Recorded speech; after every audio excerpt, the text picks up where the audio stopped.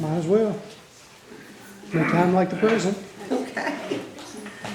All right, I kind of wrote a few more notes than I normally do, so y'all kind of bear with me.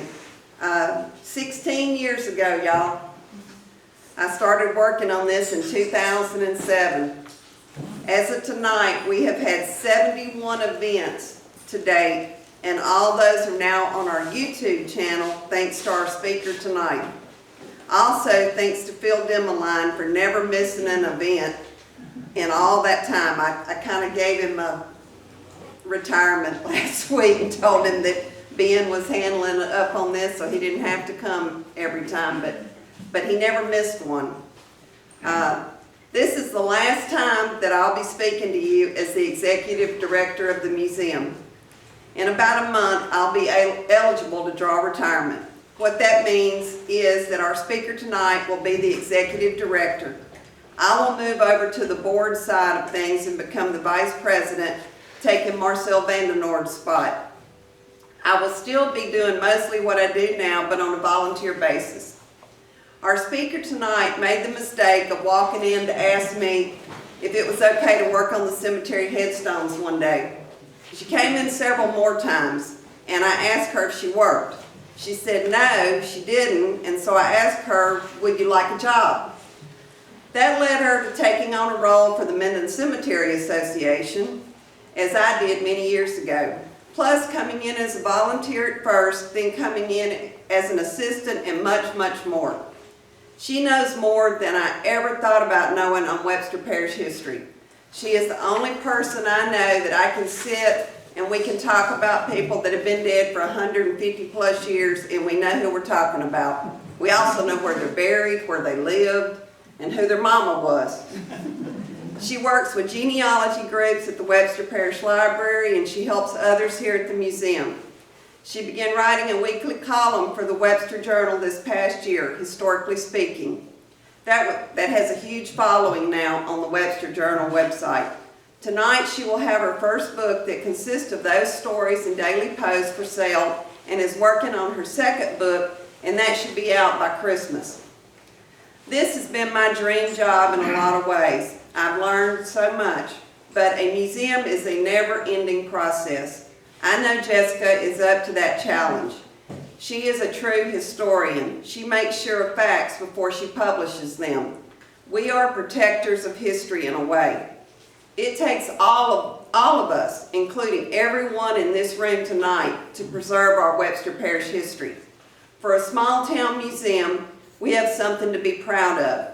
I go to museums all over the country that have lots of funds available to them, and ours is comparable to some of those.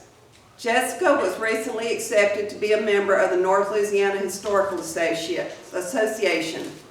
One of those members, and he's here tonight, Wesley, where'd you go? There he is back there. Wesley Harris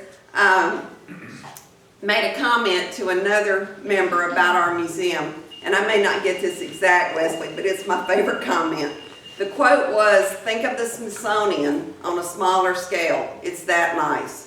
For another museum person in another parish to say that is a great accomplishment for us. We should be proud, and we should support it. Any amount helps. You can even go online now to our website and donate. Tonight we will also hand out this letter that has a self-addressed envelope included, and those are the envelopes that are sitting there. We have an entire building next door that needs to get finished, so that we can highlight each community and town in Webster Parish the way it should be. I have estimated, and it may be low, but I'm pretty conservative in spending, but I think for about $50,000 we can get the doors open next door.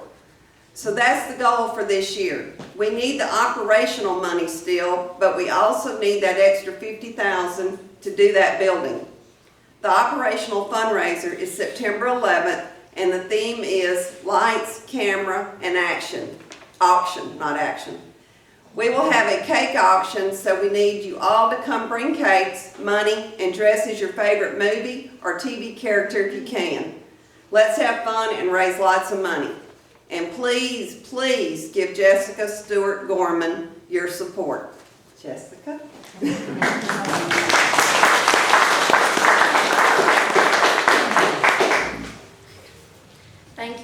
happened tonight. I told Shelley it really wouldn't hurt my feelings if nobody showed up, but I do appreciate your support and your interest in what I have to say. When I agreed to speak tonight, I really didn't know what in the world I was going to talk about, and I really didn't know what anybody would be interested in hearing me talk about. Shelley suggested that maybe I could talk about genealogy like I do at the library, but I figured that most people don't even really know who I am. And even though I'd really rather not stand up here and talk about myself, I figured that's probably what I should do. I was born here in Minden, at Minden Medical Center in 1979. My parents are Fred and Marcy Stewart. I have 3 younger siblings, Justin, Jennifer, and Julie. I've been married to Ben Gorman for 23 years, and we have 2 children, Ashton, who is 20, and Aubrey, who is 16. I attended school at Harper Elementary, Phillips Middle School, Webster Junior High, and graduated from Minden High School in 1997. From there, I attended Webster Parish Community College and studied business administration with plans to pursue a degree in accounting. But in 1999, I got married. I went to work as a secretary, and I did that for 3 years until just before our son Ashton was born in 2002. At that point, I became a stay-at-home mom. We had our second child, Aubrey, in 2006. And for 20 years, my focus was on my family and raising my children. We've been involved in all the different kid activities we've done: t-ball and baseball, softball, soccer, swim team, Cub Scouts, Girl Scouts, 4-H, and we've been virtual schooling since 2011. In my free time, I would work on genealogy, local history, and as a contributor for Find a Grave. My earliest memories of being interested in genealogy are being maybe about 10 years old and looking through our copy of the Dale family history that had been put together by a relative. I was fascinated by the idea that I was related to all those people and reading about all of those people that lived so long ago. Then as a teenager, I became more interested as my daddy was working on our Stewart genealogy. I started out like most people, wanting to just put together a family tree and find out who I'm related to. It can be fun to learn about our family connections to people who have held more significant roles in history. President James Knox Polk was my cousin. Julia Dent, wife of Ulysses S. Grant, was my cousin. My 11th great-grandfather, Adam Thorogood, came to the Virginia colony around 1621 as an indentured servant. Once his indenture was complete, he returned to England and came back to Virginia with a wife and over 100 men.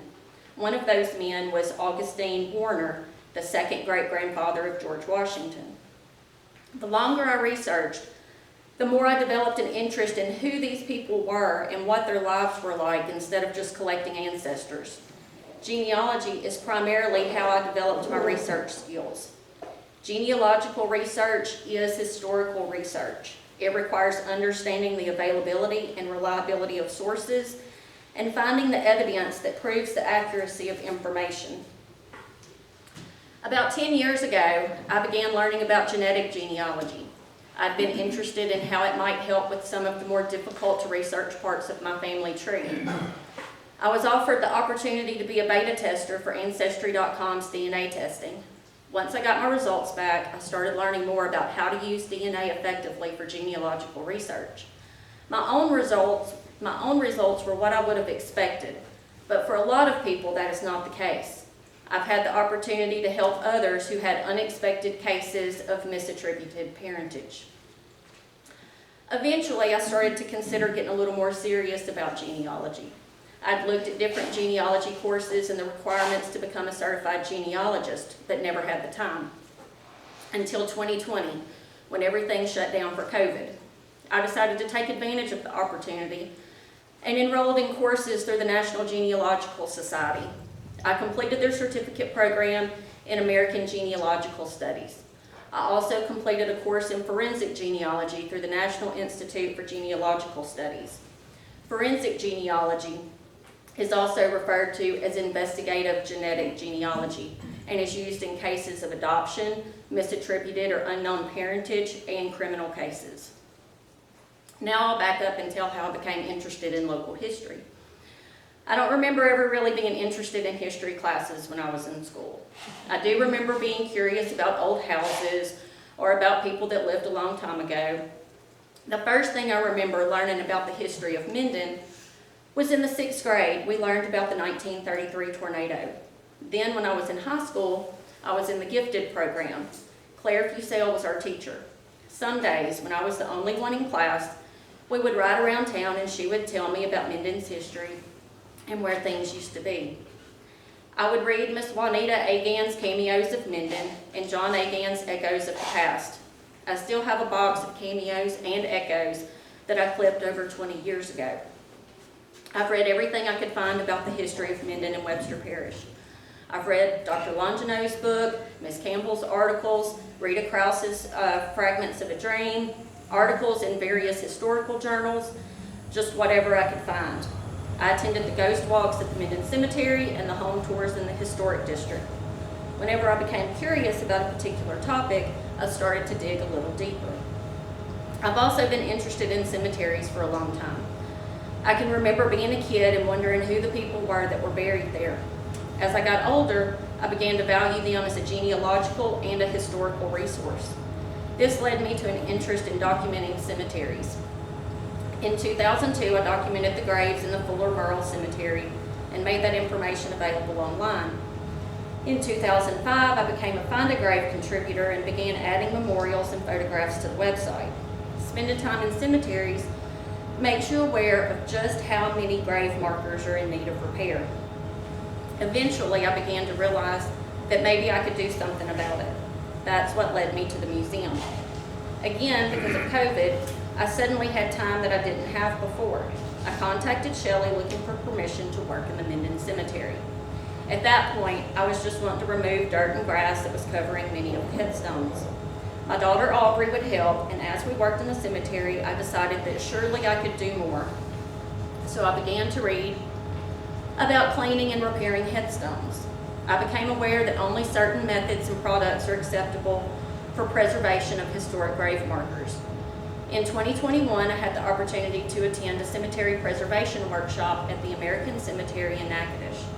It was part of the 48 state tour conducted by renowned cemetery preservationist John Apple and Jason Church with the National Center for Preservation Technology and Training. So then one day in, I think it was November of 2021, I showed up at the museum to talk to Shelley about doing cleaning and repair of headstones in the cemetery. Then that's whenever she asked me, did I work? And I told her no, and she asked if I wanted to. I really wasn't sure, but I told her I would think about it. I was excited about the opportunity, but unsure about the obligation. My main consideration was that my family had to continue to be my priority, but I felt like this opportunity was being presented for a reason. So I started coming to the museum so that I could get a feel for things. After a while, I was showing up every day and started working on ways the museum could be actively engaged in sharing history. I started with daily Facebook posts and then created a YouTube channel for all our videos. Several months later, the idea of writing history articles for the Webster Parish Journal was suggested. I really wasn't sure about it, but I started doing that too. I've learned a lot in the past year and a half. People ask me if I'm excited about taking on the role of museum director. I am, but I'm also very aware of what that role requires. First and foremost is keeping the museum funded. Contrary to popular belief, we're not funded by the city, the parish, or the state. We rely solely on our fundraising efforts and the support of our generous financial supporters to keep the museum open. I will continue to work to preserve, research, share, and make the history of Webster Parish as accessible as possible.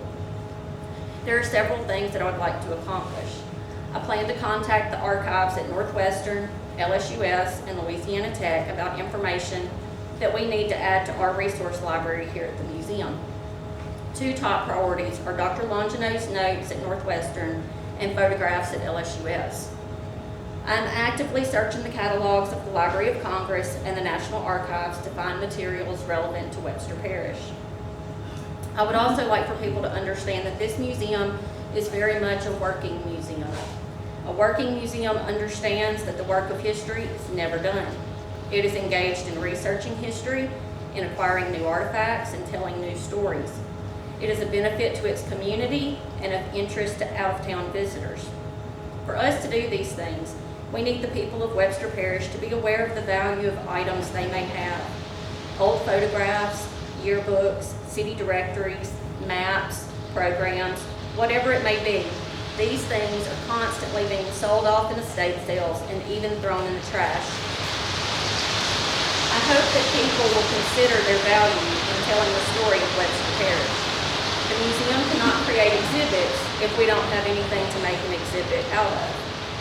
Another thing that goes along with our role as a working museum is expansion. We desperately need funds to complete work on the building next door to expand the museum. It will feature exhibits for each community in the parish and allow us to create a space for people to use for research purposes. I would love to see people utilizing our resource library. Last year we had 2 ladies from Texas who came researching the Killen family.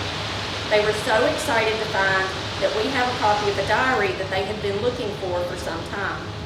The bigger surprise was when I found a letter written by their ancestor and was able to provide them with a copy.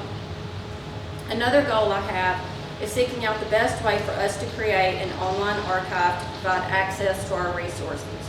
As a researcher, I understand the value of access to information. I'm also looking into a program to provide historical markers for the parish. The markers would have to fit into particular categories and meet the specific criteria of the program, but I've started working on ideas for markers that we may qualify for. This is another way that we can make people more aware of the history of our parish. It is also a benefit to tourism as historic markers are a draw for some travelers. The last thing that I want to mention is that I would love to see people take an interest in preservation of our cemeteries. It only requires educating yourself about proper methods and a willingness to do a little work. A lot of people think it requires a lot of money and hiring a monument company. But in most cases, a modern monument company is not the way to go, as they're rarely knowledgeable of preserving historic grave markers, and their use of modern methods can be detrimental. So, I know that was kind of quick. I hope that I've given you some insight into who I am, what motivates me, and what I hope to accomplish here at the museum. Tell them about your grant. So we had applied for an operational grant from the Louisiana Endowment for the Humanities, and we found out this evening that we did get that. It should be $5,000. So we are very excited.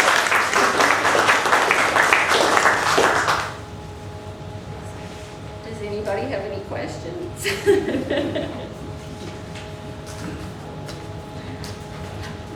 What do you do in your spare time?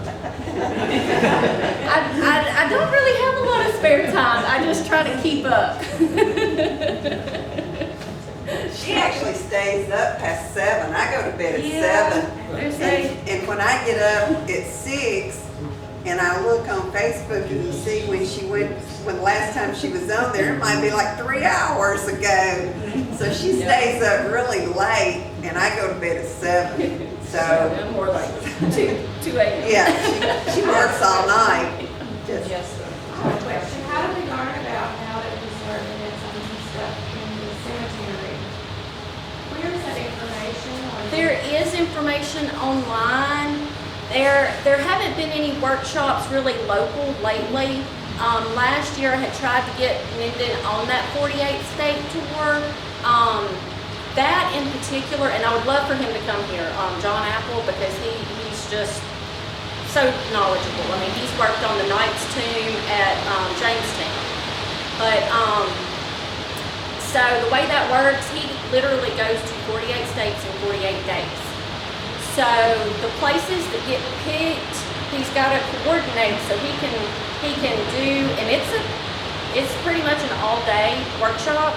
So he's got to be able to do that workshop plus drive to the next state, wherever it is that he's going to be working.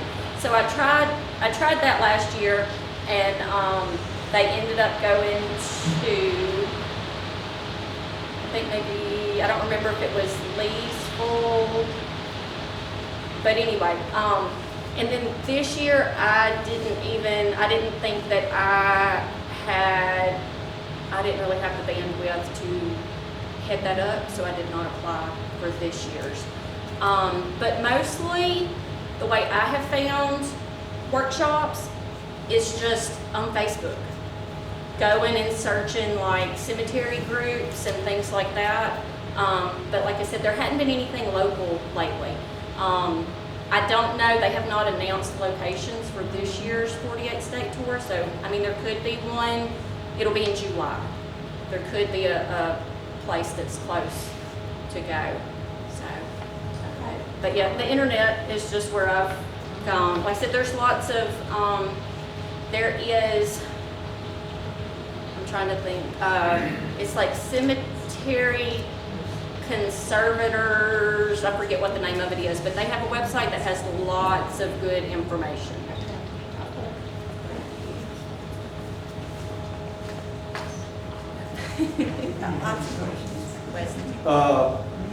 The Louisiana Trust for Historic Preservation does cemetery workshops. He doesn't cover repairs, but he covers the cleaning.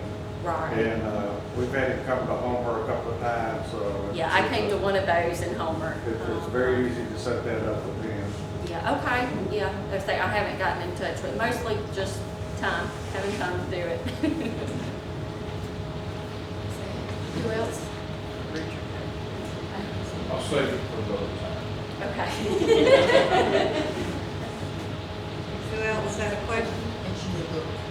Oh, yes, and so we do have books available tonight. They are $25, so if anybody would like a copy. I don't have a question, just a comment. We are very fortunate to have you. Thank you.